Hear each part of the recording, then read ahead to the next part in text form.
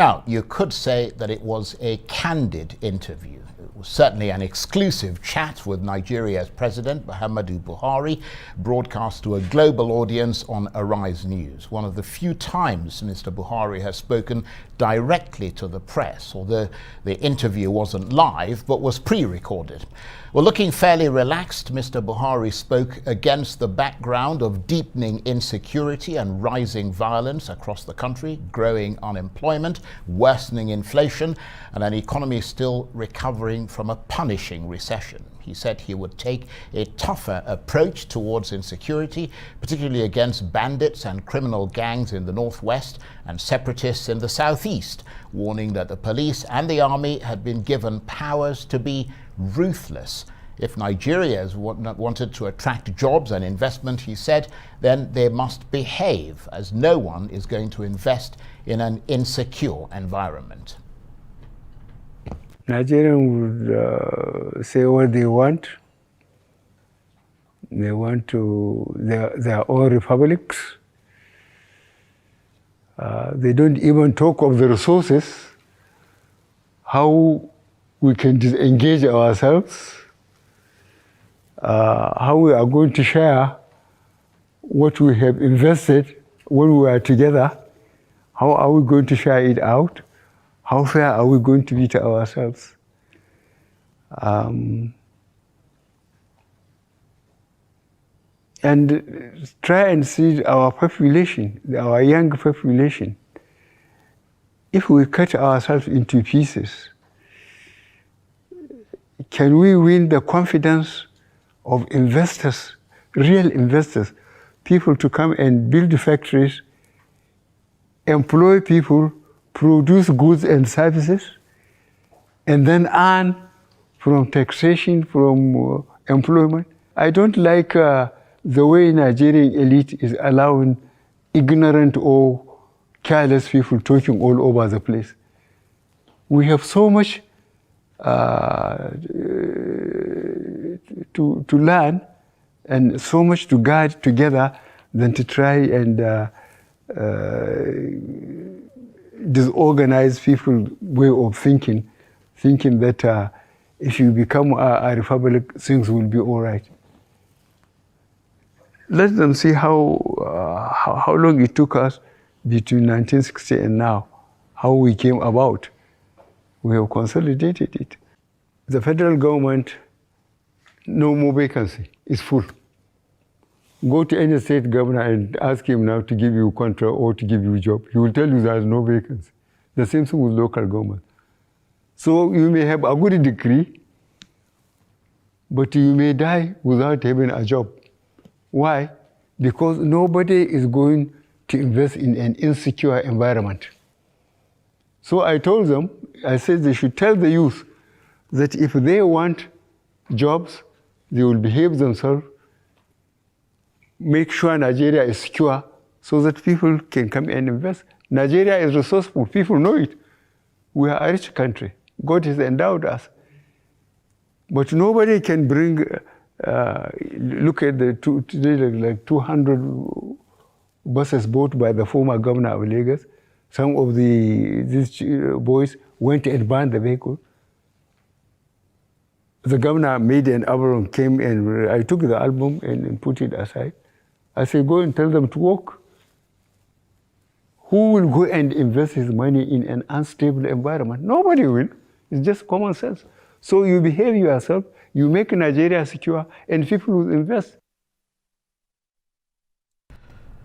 President Buhari. Well, for reaction and analysis to Mr. Buhari's exclusive interview on Arise News, I'm joined now in the studio by the Arise News analyst, Mahmud Jega, and by the former editor of the Nigerian Pilot newspaper, Dr. Austin Maho, currently facilitator at the National Open University of Nigeria. And from our Overflow studio, I'm also joined by the public affairs analyst Chibuzo Okereke, convener of the National Political Equity Movement in Nigeria. Gentlemen, thank you very much indeed for joining us. Let me start with you, Mahmud Jega. You obviously watched that interview, as we all did. He seemed pretty relaxed, fairly comfortable with doing a chat. Why does the impression persist that he's a bit of a wooden character who's a sort of ramrod military person who doesn't smile or is not warm to the touch? That was certainly the impression, and it was not helped by the fact that the president didn't give a lot of interviews, especially to the local media in the 6 years that he has been president. He spoke at various times to some international media. And this is the first time that I remember that he has sat down for such a long period, 45 minutes, to speak to a local television station, quite relaxed, as you observed, and he fielded all the questions. I think the interviewers raised all the important issues of the day. Sometimes maybe he didn't want to answer directly. He wanted to keep certain things to himself. But still, he said many interesting and important things, and it also helped a lot to disabuse the notion that he is stiff and withdrawn and all that.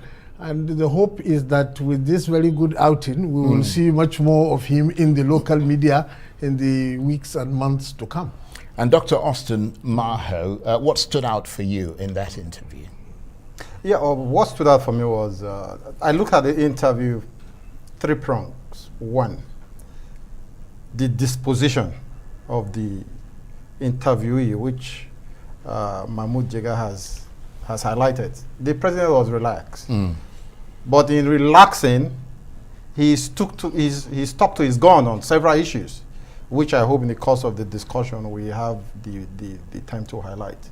And equally, the interviewers. You know, normally in an environment like that, when you are interviewing the #1 citizen of the country, there's a measure of self-censorship you may box yourself into, because you don't want to ask some question which you may feel... although, of course, that's an opportunity to ask those tough questions. Yes, that's why I says you may resort to self-censorship, because you, like he said, this is the first time the president is granting an interview of this nature since the beginning of his 2nd tenure.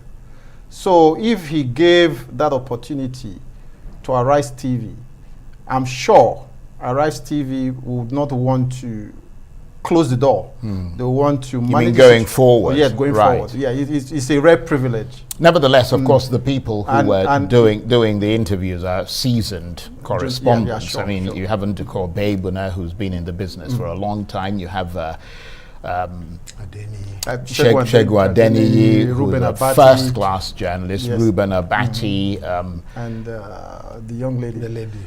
Yeah. Yeah. So the point I'm trying to make is that I appreciate the fact that they were able to ask the tough questions.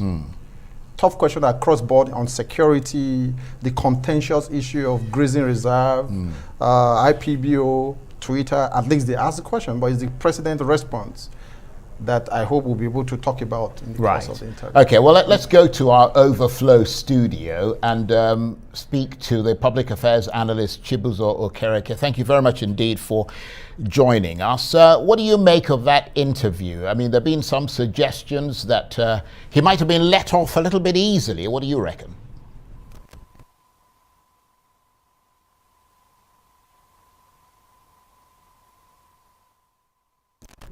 Right. Okay. Well, he's obviously talking, but we can't hear him. So let me go back to Mahmud Jega. There were a lot of. Let's start taking the points one by one. I mean, there were a lot of issues that were raised. Obviously, the one that Nigerians were most focused on was probably starting with security. What are your thoughts on how he responded? He said he was going to paraphrase him, leap down on a great height on bandits and so on in the northwest and separatists in the southeast. He didn't say very precisely what he intends to do about Boko Haram, about the northwestern bandits, or even about IPOB in the southeast, except to sound a general warning to all of them and to promise tough action coming. Personally, I think that is okay. You know, you don't reveal all your security plans on television. So sometimes he tried to veer off, like in the case of Boko Haram, he talked about how poverty has aggravated the situation and makes recruitment easy and fighting it difficult. But he refused to be specific as to the military and other measures he will take. The same thing about the Northwestern bandits. He promised that in the weeks to come, we are going to see a lot of changes. That means certain security measures are in the offing. Now, we don't expect him to say what they are on television, but we expect to see them on the ground in the weeks to come. In the case of IPOB in the southeast, he reiterated his what was called the threat that he will speak in the language that they understand. But he also said other things about how the elite who knew that this was not a worthy cause are not speaking out and distancing themselves from what is happening. So okay, well, let me ask you to just hold that thought. We're going to come back in a minute, but we have to take a break. You're watching the Arise interview. Plenty more still ahead as we continue our analysis of President Buhari's exclusive interview on Arise News. Stay with us.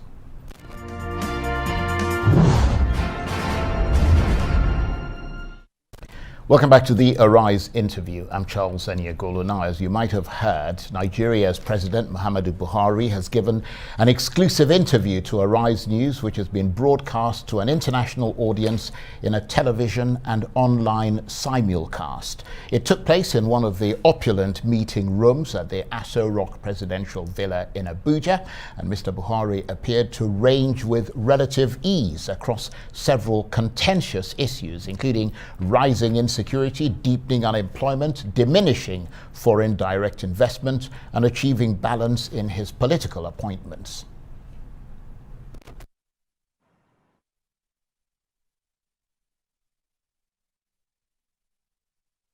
Talked about talking to the people of Northeast in the language they understand. That is the whole, there's a crisis around that language. So it shows that because you are a former military man, you are talking about using force to restore order. But it's understood in another way, especially given what happened last week. The problem of the Northeast was very difficult. The governor, the present governor, is working very hard. He's taking a lot of risk. And I asked him, this Boko Haram, is it our people that need, is it Nigerians or people coming out? He said they are Nigerians, most of them. They are Nigerians.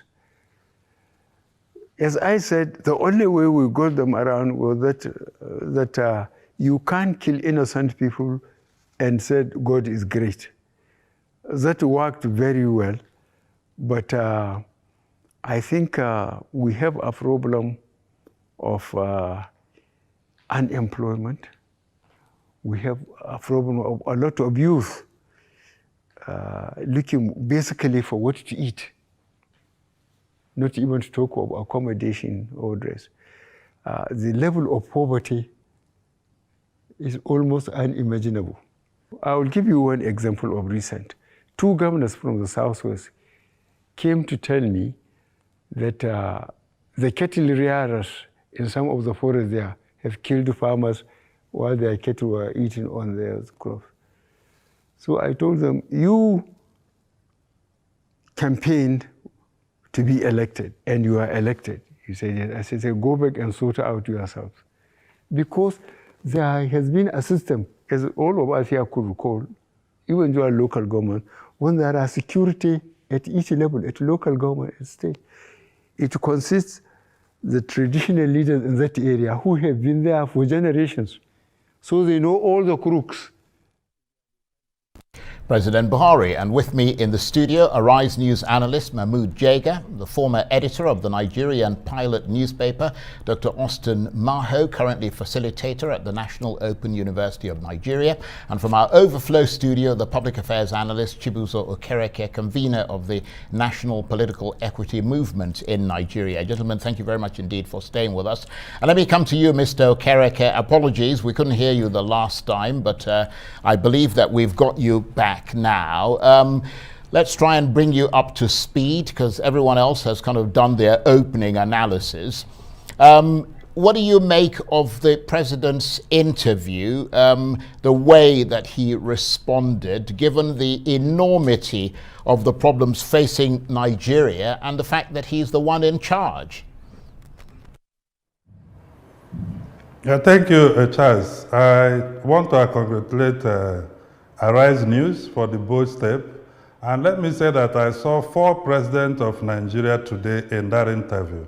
I saw the president of Nigeria who missed a big opportunity to unite the country with that interview.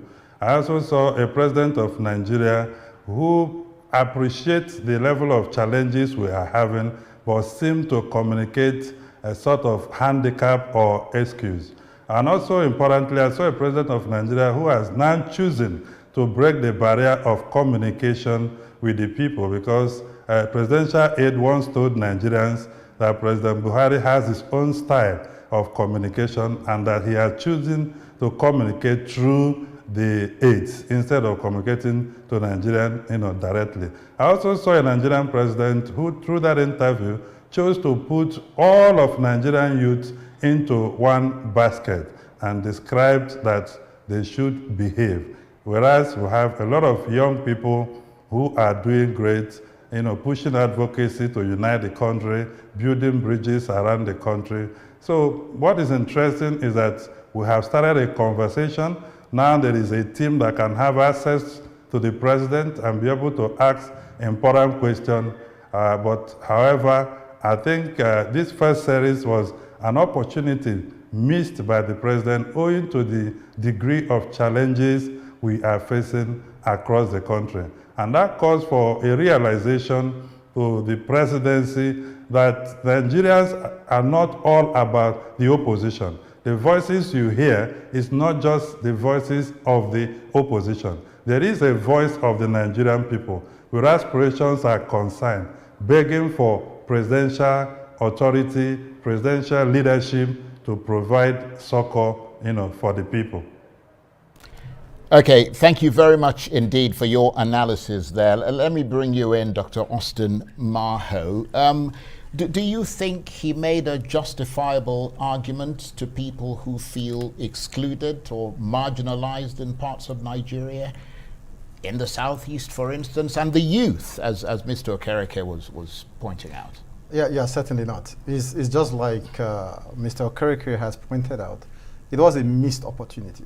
What's the job of a president? A president is supposed to inspire, to tell people that there is hope, even in the darkest of time. Not to, what came out for me in most of the interview, you can say, okay, the president had a good interview generally, but what came out for me is that he reinforced his persona as someone who is unbending. And most of the statement that has been coming from the presidency, he came out to reaffirm them. His position on grazing route and grazing reserve, his position, he didn't take back his statement on speaking to certain people in the language he understood.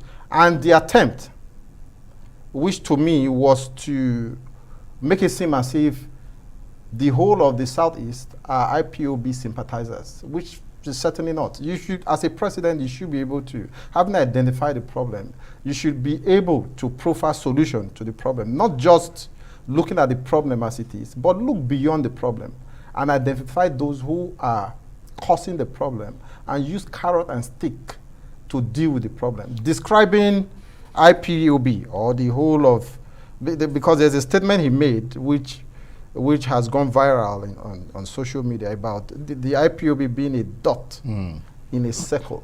What does that mean? They have nowhere to run to, which means all you are after is to make sure they are crushed. such language to me and to a lot of people who I have read their comment on it is not reconciliatory. At this point in time, why I agree with Mr. Okereke that it's a missed opportunity, he should have used some reconciliatory tone, irrespective of the fact that, look, there's a need for the presidency to stand firm, to be firm in his attempt to bring the insurgency in the southeast to a close. But you should use some reconciliatory tone. Yeah, well, I mean, his people would probably argue that that's what he did, because he identified IPOB specifically, although IPOB say they are not the ones who are doing this. But let me bring you in, Dr. Mahmud Jega. Okay, I'm told we've got less than 20 seconds, so I'll hold that thought and we'll come back to you. I was given the impression I had 2 minutes, but now it's 20 seconds. You're watching the Arise interview. Plenty more still ahead as we continue our analysis of President Buhari's exclusive interview on Arise News. Stay with us.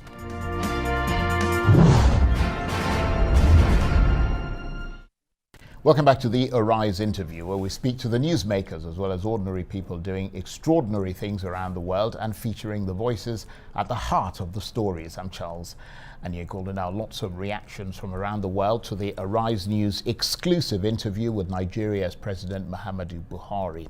In the pre-recorded chat, Mr. Buhari, among other things, promises to be ruthless with bandits and criminal gangs in the northwest and to crack down on insecurity as a whole, admitting that no one is going to invest in an insecure environment. He also talked about the economy and unemployment, merit-based appointments, and what he was going to do after his term expires in 2023. But he wouldn't be drawn on that Twitter ban that continues to generate controversy around the world. Especially given what happened last week when you spoke about the Southeast, IPOB and all that. One, the controversy of Twitter. When is the government going to lift ban on Twitter? To lift the ban? No, the suspension of Twitter. Mm-hmm. Because, I mean, when is Nigerians are expecting when the government will lift the ban? And two, how are you going to resolve the crisis in the Southeast? Well, Southeast, I was encouraged by what I heard. Nobody told me. 2 statements from the South. One by elderly people. Southeast. No, South. South. Yes, by elderly people. They said this time around there will be no access to sea. I'm sure you will understand what they mean. Again, the youth made the same statement. That encouraged me. So that IPOB is just like a dot in a circle. If they want to exist, they would have no access to anywhere. And the way they are spread all over the country, having businesses, having property, I think IPOB doesn't know what they are talking about. In any case, we said we'll talk to them in the language they understand. We'll organize the police and the military to pursue them. That's what we can do. And we will do it. What about Twitter? Twitter? That I will give to myself. What? Thank you very much for thinking that I'm okay. I have never abandoned my farm. I still have got a number of cattle. And when I leave, I will be going to my farm daily. I will try and keep myself busy. Between now and then, I will try to keep on convincing Nigerians that I mean very well. And that's President Buhari there, and he was talking about a number of things. I think they crossroad to something else. The final thing he was talking about, I think, was in response to a question from Tundun Abiola there. What was he going to do after retirement, and he talks about his cattle. In any case, with me in the studio, Arise News analyst Mahmud Jega, the former editor of the Nigerian Pilot newspaper, Dr. Austin Maho, currently facilitator at the National Open University of Nigeria, and from our Overflow studio, the public affairs analyst Chibuzo Okereke, convener of the National Political Equity Movement in Nigeria. Thank you for staying with us. And I'll come to you, Mahmud Jega. Apologies, we had to go on a break. Okay. But we were talking generally about the sense that people got from this interview. Do you feel that the way he's handling things, or how do you feel about the way he's handling things in Nigeria after this interview? Do you feel more or less confident? The actions that will follow from the interview, I think, as Dr. said, in many cases he reiterated what is the visible stance of the government in the weeks to come. In several cases he did better in offering explanations that had not been heard before. And in several other cases, he withheld information, especially to do with Twitter and even with the details of security response to the bandits and the others. But you see, many of the statements are open to interpretation. Like you said, the statement about IPOB being a dot in a cycle could be interpreted one way, but I think what he was also trying to do was to isolate IPOB from the general community. Yeah, but the problem there, and I don't think it was intentional. Yeah. I think it was simply a matter of the use of language, because he said that IPOB have property all over Nigeria. Yeah, he and meant that the larger populace. community, exactly. But you have to be very careful if you're the president, because Yeah. I mean, what you say can be interpreted in various. But please You are right. Yeah. You are right. He didn't make the separation very clear, but you see the whole purpose by saying there were some encouraging statements that he had from elders and from youth in the south zone. He was corrected at the southeast, but he insisted it was south, and also this reference about having property all over the country. Obviously, he's referring to the southeastern people generally. And he also talked about how if Nigeria were to split into smaller republics, we wouldn't get due recognition from international investors. So the whole purpose was to isolate the IPOB elements by showing that their agitation is not really in the interest of the larger... It doesn't fit, certainly, even in the region, because the region are people who go out to sort of, you know, they do business, they need the correct environment, that sort of thing. And insecurity isn't going to help, is it? Yeah, so really that's the purpose. So while he is now trying to go for reconciliation with the larger community and isolate the IPOB elements with delivering the same threat of the language that they understand. Maybe it could have been a bit sharper, but I think that was his general intention. Yes, I'm inclined to agree with you. Let me bring Mr. Okereke in, who's in our Overflow studio. Thank you for patiently staying with us.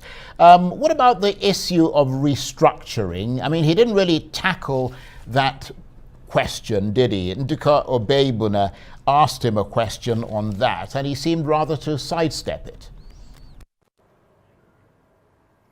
Yeah, I think the president, even the statement he made about confederation should not even be looked at only from point of view of separatist movement. It could also be about this burning issue of devolution of power to the component state or subnational state. So I think the president, even through the party, constituted a committee on the issue of restructuring. The report of that committee has been out for years now. No action has been taken on it. And when you try to reconcile the president's position on restructuring and the effort of the National Assembly during this constitutional review, one begins to wonder whether we are going to have the kind of outcome that will help the country to move forward. So the president doesn't seem to be disposed to the issue of restructuring, but we know that the federal government is overbloated. He admitted that when he talked about the issue of corruption and how that he needs genuine intelligence that are credible before the people will be shown out of the way. When you also look at the general, response of the president towards the issue of restructuring, one can tell that he is not favorably disposed to restructuring at this time. Maybe he's concerned that it could lead to a possibility of Nigeria breaking into a confederation or what have you. But I think that is something that the president should pay attention to. And let me use this opportunity to talk about when the president mentioned that he got intelligence from the Borno State governor on whether Nigerians or non-Nigerians are responsible for the insurgents that are going on. I'm really concerned about the messaging of the president because terrorism that is going on in the Northeast is something that has to do with the national authority, not really state. They can collaborate with state, but saying that Borno State governor is the one providing intelligence for which he uses to determine whether Nigerians or non-Nigerians are responsible for what is going on there is a bit of a concern. Right, okay, that makes sense, that the point. You're nodding vigorously there. What's your reaction to that? I agree totally with Mr. Okereke. There's something abnormal when you look at all the security architecture that the federal government has deployed in the Northeast over time with one operation or the other. Then the federal government still have to get security update from very, very serious, important security update from the governor of Borno State, as in, who are these Boko Haram members? Are they Nigerians or foreigners?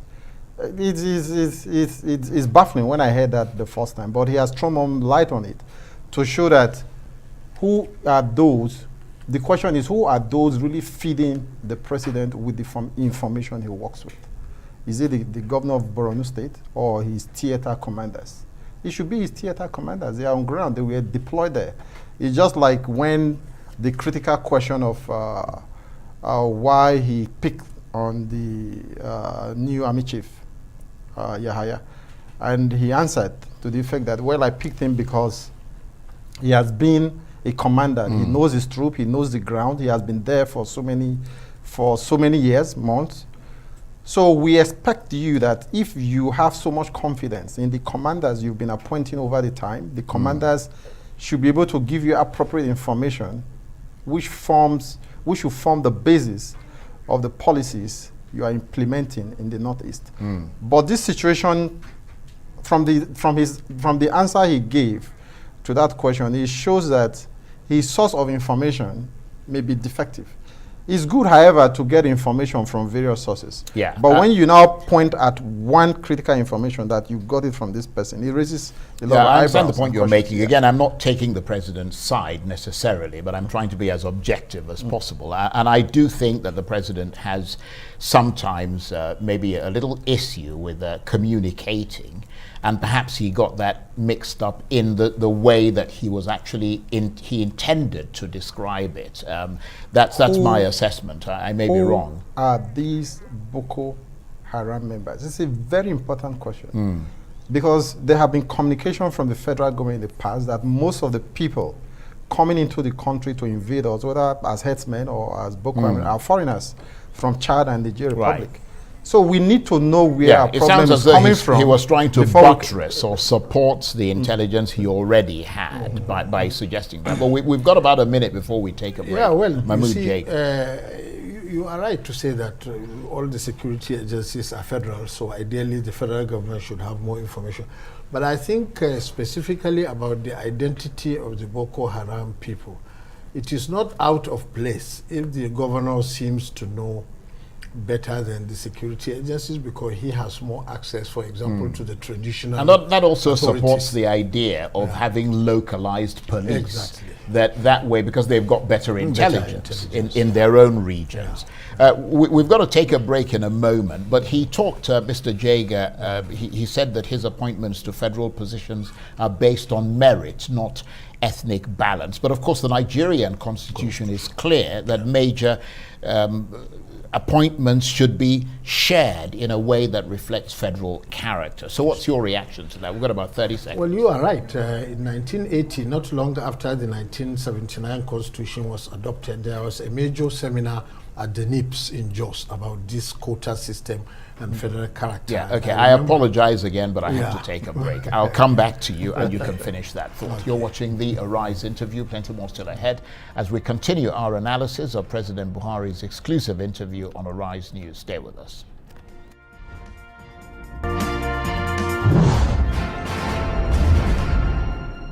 Welcome back to the Arise interview. I'm Charles Enyegolu. Now, in a wide-ranging exclusive interview with Arise News, Nigeria's President Muhammadu Buhari talks about a host of nettlesome issues. But contrary to prevailing perceptions of Mr. Buhari as a ramrod, rather mirthless former military ruler, Mr. Buhari came across as reasonably relaxed. He certainly didn't appear to be fazed or ruffled by the line of questioning from the Arise team. He talked about insecurity, unemployment, the economy, transnational infrastructure, and restructuring.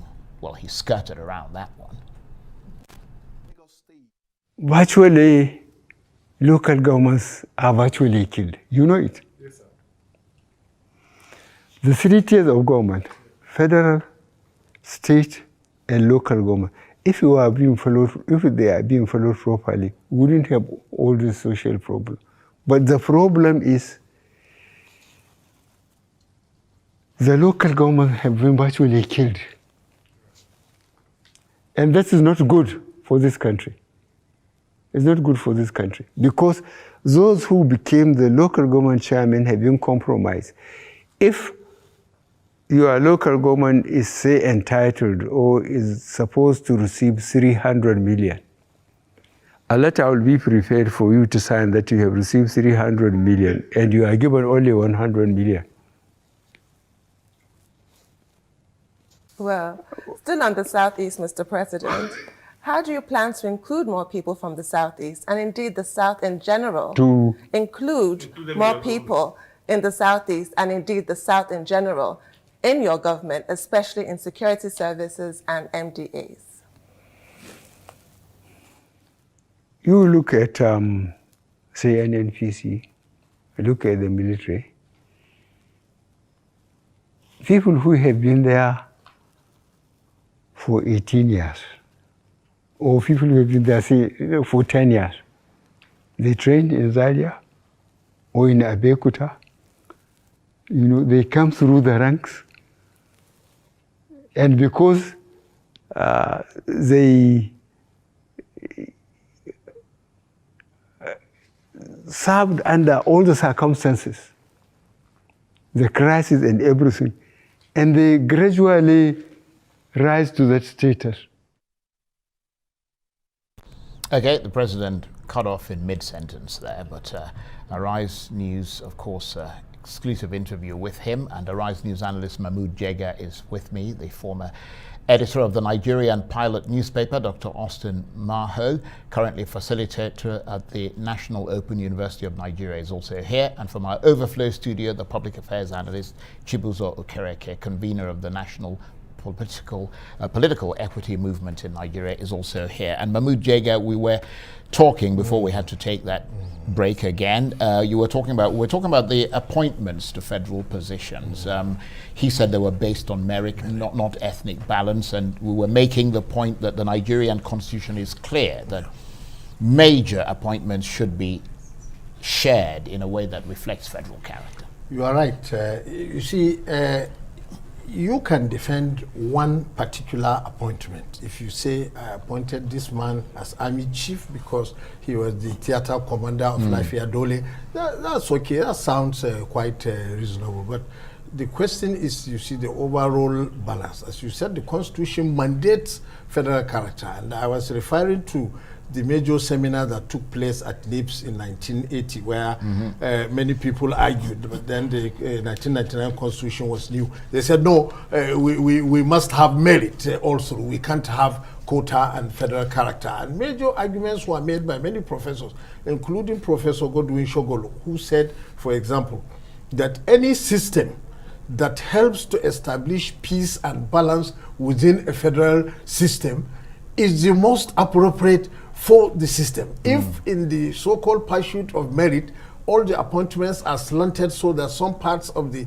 federation are disaffected, then honestly you are destabilizing the policy. So he said the standard that we came around to after balancing is the highest standard. There is no standard higher than that. So don't say we have lowered standard through balancing. So as the president said, merit is extremely important, and in NNPC or in the military or anywhere, you can't bring somebody from outside the military and make him army chief, certainly. But even within the army, a conscious effort has to be made to establish some balancing in order to stabilize the federation and remove accusations of lopsidedness. And even stabilization within the army, because you can certainly have restive elements as a result of that. But let me bring you in, Dr. Maho there. He also talked about corruption. That was another talking point, one of the main planks of his campaign. What's your sense of how he tackled that issue in the interview? You know, when it comes to the issue of corruption, normally we'll say that Buhari administration came in on 3 planks: anti-corruption, economy, and of course, the war against insurgency or insecurity. In all 3, we can say Buhari has not done very well. And when you talk about corruption, the way he responded shows that he himself knows that he has not done well in terms of fighting corruption in the country. He has done the record of corruption. Many people will tell you that corruption in the country now is even much higher than it was in the last administration. For instance, Shego Adeni asked him one question, which we equally have to pay attention to, when he made a comment about when people come to APC, their sins are forgiven. What was his response to that? And what he said later seems to affirm that, when he said that anybody who wants to become president of the country in 2023 should join the APC. It tells a lot. Yeah, but I think he said that in a jocular manner. At times, joke tells what is actually. But even though, I mean, he would say that though, wouldn't he? I mean, he's part of the APC. Okay. Let's say the governor of Cross River State and Umahi of Ebonyi State, they've gotten the memo. Purposely, that's why they cross-carpeted to APC. But be that as it may, I feel that his anti-corruption move have not recorded the kind of successes we expected. He has been flip-flopping. You look at institutions that he... At times when we look at the Buhari administration, what actually has Buhari put in place or done to fight corruption in this country? You compare his administration to that of Obasanjo, for instance. Obasanjo put the institution in place and tried to, enforce his anti-corruption drive through this institution. Buhari has not done much when it comes to building institutions to fight corruption, but rather relying on existing institutions, which he has not used to the optimum. Right, okay. Let me bring Chibuzo Okereke, who is in our Overflow studio, and we're getting to the end of the chat, Mr. Okereke. So clarity on some issues, but not all issues from this interview, or no clarity at all. How do you sum it up? I think that, like I said, the president missed the opportunity. He didn't speak as though the president was talking to inspire the nation and give hope. And across moments, he kept comparing his administration effort to past administration before he came in. And that, I think, is a wrong comparison. He should be speaking to the bar he set for himself, where he wanted to take Nigeria to, and be analyzing how far he has gone in taking Nigeria to that place. comparing what he's doing with what we had before he came, will never give a fair assessment even to himself, not to talk about Nigeria. So I think, like my colleagues have said, both doctors, that the president didn't come across to, give the right answers to most of the questions. The presidency connotation on the president before now, he retained it during this interview. He didn't differentiate because before now, people have started talking about we now have the presidency, not the president. Coming to this interview, we should have seen the president being clear on certain issues, especially when he was asked about the resolution, the Asaba declaration. He didn't provide any clear answer. He just said that he told them to go and sort out their areas before. So basically, now. there was, I'm sorry to interrupt you, you, there was clarity on some issues, but not on all issues. Chibuzo Okereke, Dr. Austin Maho, and Dr. Mahmud Jega, thank you very much indeed to all three of you. That's it for this edition of the Arise interview. Join us again tomorrow from me and the entire team here in Abuja. Bye-bye, and thank you for watching.